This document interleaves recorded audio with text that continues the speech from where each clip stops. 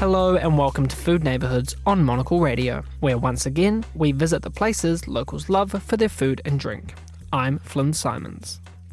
Today we're heading down under to Sydney, where thanks to a long history of immigration, the city's diversity is reflected in the vibrant selection of global restaurants, cafes and bars.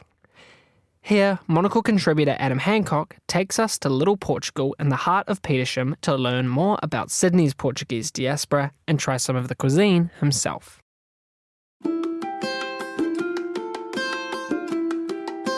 Over 18,000 kilometres lie between Portugal and the Sydney suburb of Petersham, but the culture of these two places brings them a lot closer together.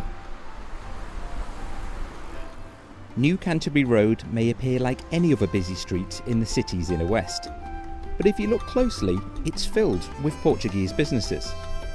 From shops to restaurants and cafes, this is the place to visit for a taste of Portugal in the heart of Sydney. Before sampling some of the culinary delights that this neighbourhood has to offer, I wanted to find out a little bit more about why Petersham came to be known as Little Portugal. Here's Sydney Morning Herald journalist Eric Bagshaw. The Portuguese, just like many migrant communities in Australia, really resettled after World War II.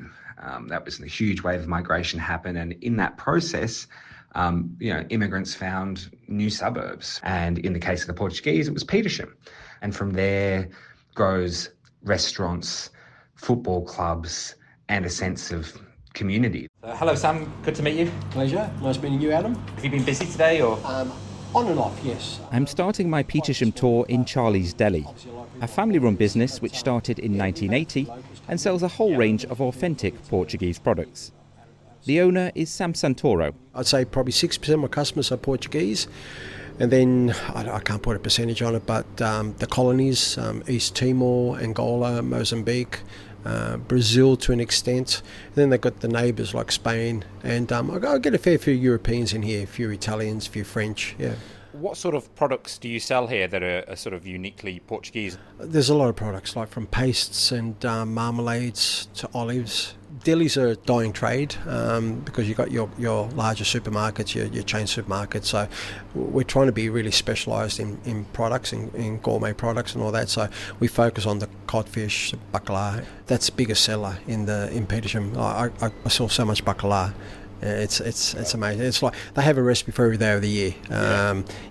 You speak to any Portuguese, they've always got something different to do with it, So Sam, what are we looking at here now? Okay, your gallo oils come in bottles, which are like the plain, the virgin, and then you've got your classical, and then you've got your extra virgin, reserva. You don't cook with reserva, that's more for salads and for dressings and all that. The other two you can use for cooking. So these very popular with your customers? Very popular. Not as popular as Saloio, but if you're a gallo drinker, you don't like Saloio. Right. If you're a Saloio drinker, you don't like gallo. Right, it's like they go for their national teams like Benfica and Sporting. If you see someone wearing green, Sporting, and they won't wear red or blue. Right. Because they're the opposite team. So, yeah. They're very passionate about their oils, like their football. Extremely passionate, yes. Well, I've been walking down the main road here in Petersham and I've come across the Portuguese and Spanish butchery, and I'm just stood outside and I can see a huge selection of meats, sausages, pork chops, and there's lots of legs of ham and pork hanging from the ceiling as well, and then some traditional Portuguese goods as well. So let's go inside to take a look.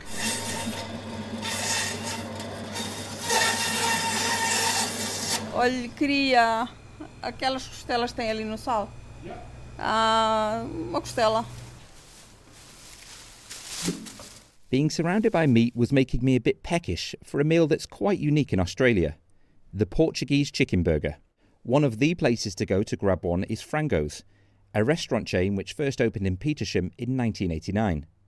Sadly for me, it was shut for summer break, leaving my cravings unfulfilled. Although it wasn't hard to find another chain, Oporto's, to pick one up on my way home. Anyhow, here's Eric Bagshaw again. Many probably would never have heard of a Portuguese chicken burger, and that's because they're not really from Portugal at all. They were effectively invented in Sydney. But what defines a Portuguese chicken burger is really the peri-peri sauce. And the peri-peri sauce was actually bought from the Portuguese colonies over to Africa and then incorporated with other dishes throughout the Portuguese sort of empire. And eventually some of that peri-peri sauce made its way onto chicken. And of course, what Australians decided to do is to combine peri-peri sauce with chicken and put it on a burger with a bunch of mayo, some lettuce, and a couple of buns.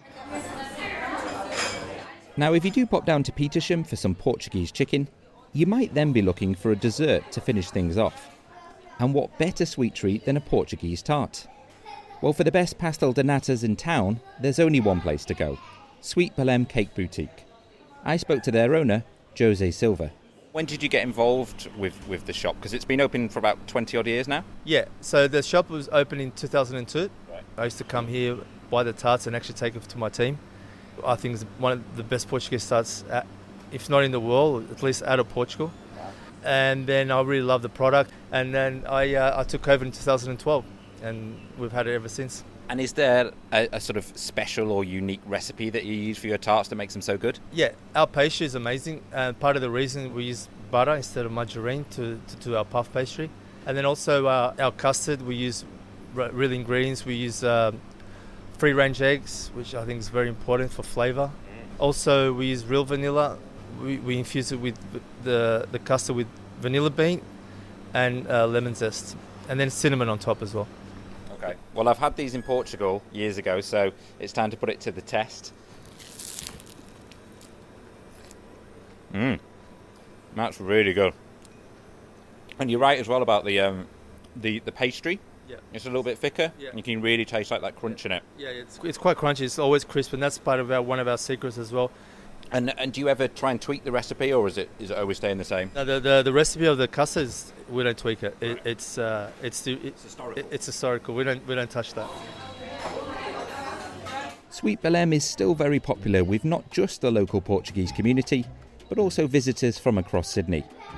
But one thing a few locals have told me is that Petersham is perhaps starting to lose some of its Portuguese influence, as people move away from the area and some businesses close down. Let's hear from Eric Bagshaw again. I think it's a real battle for ageing migrant communities to hold on to that sense of place and sense of identity, because unfortunately as their children grow older, they sort of assimilate into wider Australian society, and that first generation Portugueseness could be lost. But they've probably done it more successfully than most. In Petersham in particular, you go to the local tennis club, to the Madeira club, or to some of those venues, and you'll see that they've managed to really hold on to some of that old school Portuguese hospitality and Portuguese food, but also appeal to younger generations. So whilst an afternoon in Petersham might not fully transport you to the streets of Porto or Lisbon, there's still plenty of Portuguese charm to be found. And I'll certainly be back to get my hands on a non-authentic Portuguese chicken burger. For Monocle Radio in Sydney, I'm Adam Hancock.